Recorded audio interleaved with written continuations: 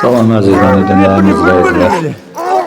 Değerli dostlar, ben danışsam, yine de bu məmurum fəaliyyətsizliklərdən danışsam, yine de o bəzi gerçəklər, o əllər keçmişində nəsə zibillik olan bir insanlar, o hansı ki var, bəzi insanlar var, bir ay səfər yenə məmurlardan danışırsan, səni tutarlar, belə eləyərlər, otur yerində, nə bilim, nəysə.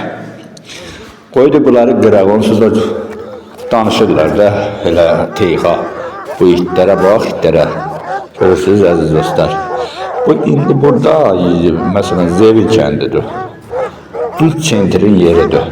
Yəni, uşağın ən aşağısı, ən ölü yerində 10-15 nəfəri şagirdin məktəbə gələn yeridir. Onu da burada itlər kəsir qabağı, onun qorxusundan da valideyn məcbur qalır kilometrlərlə yolu qət eləyib məktəbə gedir. O da dərs saatlarında gecikməmələ gəlir. Narahatçılıq olur.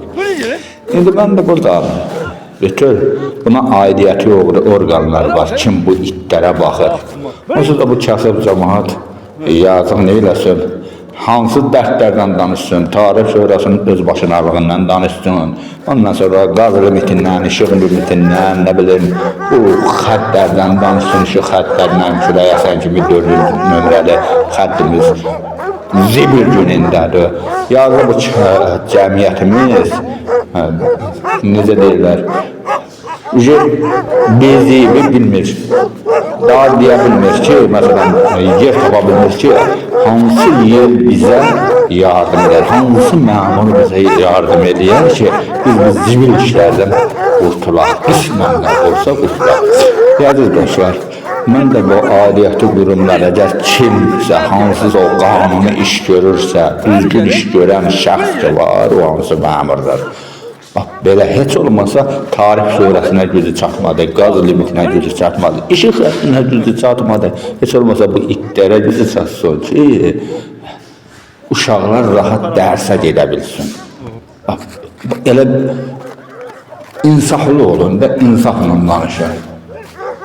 Əgər belə bir cürət varsa, belə bir cürətli idarələrdə, belə bir, bu dövlətin belə bir cürətli məmuru varsa, bunun qarşısını alsın. Çok sağ olun. Geceler sırdaşım olmuş tükenip gitti hayatım, acılar kalpte dururmuş, bu nasıl yürektir anlamadım. Geceler sırdaşım olmuş tükenip gitti hayatım, acılar kalpte dururmuş, bu nasıl yürektir anlamadım.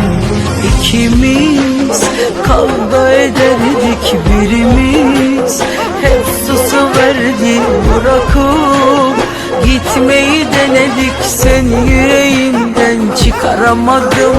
Kapadım adalara kendimi, yaşadım yüzünü zamansız, yüreğim sakladı yaşını, seni yüreğimden çıkaramadım. Seni de bu yüzden unutamam.